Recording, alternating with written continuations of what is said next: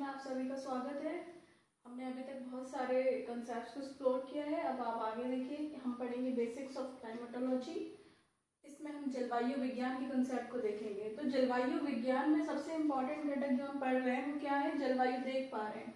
तो जलवायु का संबंध वायुमंडल यानी एटमॉस्फेयर से होता है। अब एटमॉस्फेयर क्या है, उसका डिटेल से संरचना तो हम बाद में देख पाएंगे, लेकिन वायुमंडल बेसिकली कुछ गैसों का मिश्रण है। कौन सी गैसेस है वो? जैसे H2O यानी जलवाष्प। यहाँ पे बात हो रही है वेपर की। अब वेपर डिपेंड करता है कि कहीं का टेम्परेचर कैसा है, उसके अकॉर्डिंग ज्यादा इवेपोरेशन और ज्यादा जलवाष्प होगी। अब उसके अलावा इसमें nitrogen, oxygen, organ, carbon dioxide, ये सारी की सारी गैसेस, और इससे भी इनका मतलब ज्यादा से ज्यादा परसेंटेज इन्हीं का होता है, इसीलिए हम इन्हीं को यहाँ पे कंसीडर कर रहे हैं। बाकियों को हम आगे देखेंगे जब हम वायुमंडल स्पेसिफिक पढ़ेंगे। ठीक है, अब हम आगे चलते हैं। अब देखते हैं कि आखिर जलवायु विज्ञान के कंसेप्ट, जलवायु विज्ञान के अंतर्गत हम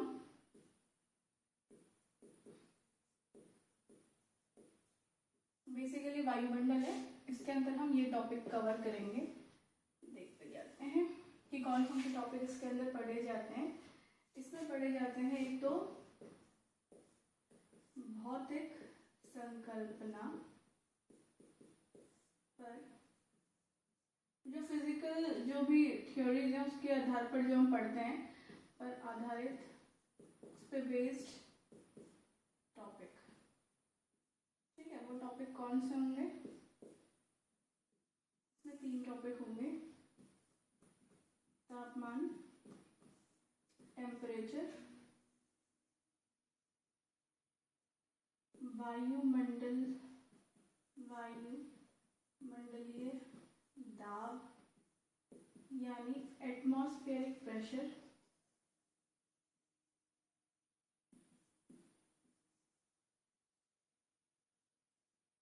उसके अलावा हम इसमें पढ़ेंगे वायुमंडलीय आर्द्रता यानी एटमॉस्फेरिक ह्यूमिडिटी।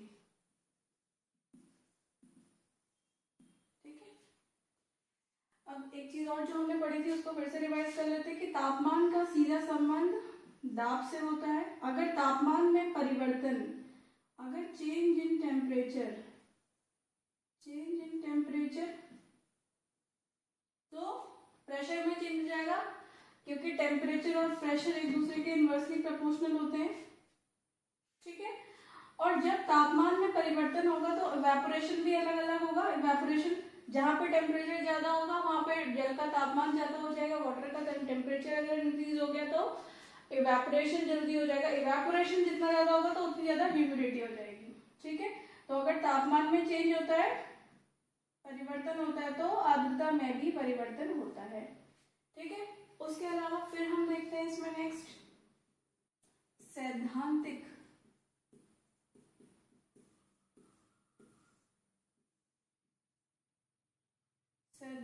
संकल्पना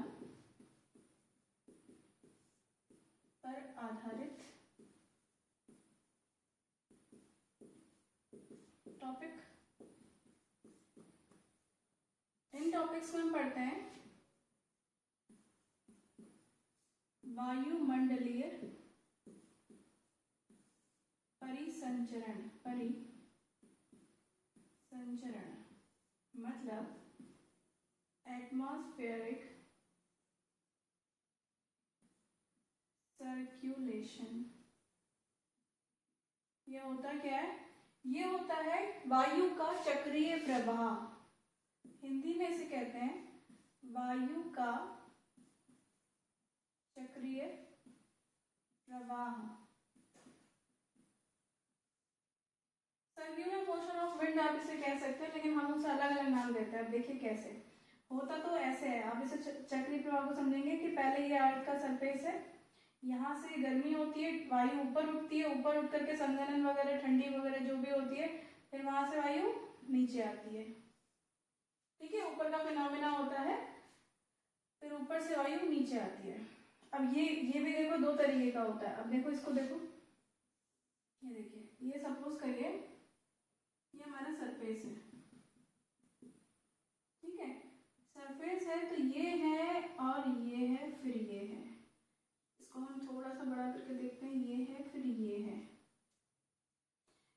हॉरिजेंटल प्रवाह को इसको कहते हैं पवन यानी विंड, ठीक है। और जो ये हो रहा है, ये देखिए वर्टिकल, जो वर्टिकल मोशन है, वर्टिकल मोशन, सिर्फ ये वर्टिकल मोशन, ये जो ऊपर को गया, ये जो ऊपर को गया, इसको बोलते हैं एयर करंट, ठीक है। वायु तरंग इसे कहा जाता है, वायु तरंग। तो आप समझ रहे होंगे जो वायु का चक्रीय प्रवाह है कि अर्थ से जाती है, फिर अर्थ में ऊपर को नीचे की ओर आ रही है, तो जो क्षैतिज दिशा में होती है, जो हॉरिजॉन्टल होती है, उसको हम विंड बोलते हैं। जो वर्टिकल डायरेक्शन में मूव करती है उसको हम बोलते हैं एयर करंट या वायु तरंग। हम इन सबको पढ़ेंगे। उसके बाद हम पढ़ते हैं इसमें वायुमंडलीय परिसंचरण, ठीक है, एटमॉस्फेरिक सर्कुलेशन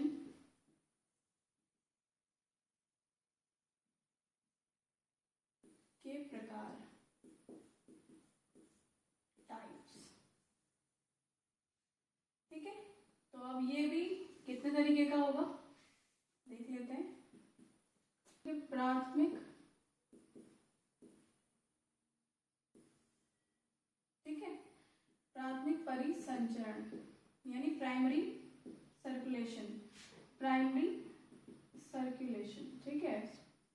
इसमें आप देखेंगे प्राइमरी सर्कुलेशन के अंतर्गत कि जैसे ग्लोब स्तर पर, ग्लोब स्तर पर वायु का चक्रीय प्रवाह कैसे होगा। ग्लोब स्तर पर, ग्लोब स्तर पर वायु का चक्रीय प्रवाह, इसमें हम दो चीजें पढ़ेंगे। एक हम पढ़ेंगे भूमंडलीय पवनें यानी ग्लोबल विंड्स, और इसमें हम पढ़ेंगे जेट, वही जो जेट स्ट्रीम चढ़ती है ना, जो मानसून वगैरह को भी इफेक्ट करती है, इसमें हम जेट पवनें यानी द्वितीयक परिसंचरण। द्वितीयक परिसंचरण में पढ़ा जाता है सेकेंडरी सर्कुलेशन, सेकेंडरी सर्कुलेशन, द्वितीय परिसंचरण। इसमें हम विशेष क्षेत्र में सर्कुलेशन देखेंगे, ठीक है, विशेष क्षेत्र में सर्कुलेशन। अब वो कैसे होता है, जैसे जोनल लेवल पे, जोन लेवल पे, ठीक है, जोन लेवल पे जैसे हम देखते हैं चक्रवात, चक्रवात, साइक्लोन्स, ठीक है, प्रति चक्रवात, प्रति चक्रवात का संबंध हाई प्रेशर जोन से होता है, हाई प्रेशर जोन, इसका लो प्रेशर जोन, ठीक है।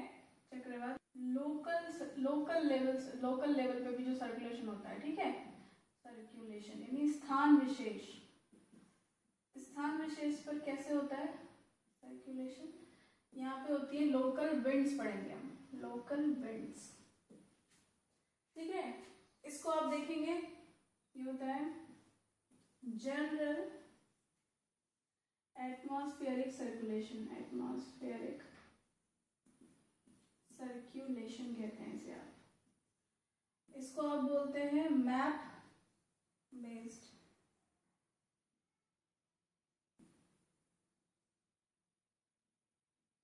एटमॉस्फेरिक सर्कुलेशन, ठीक है, या रीजनल लेवल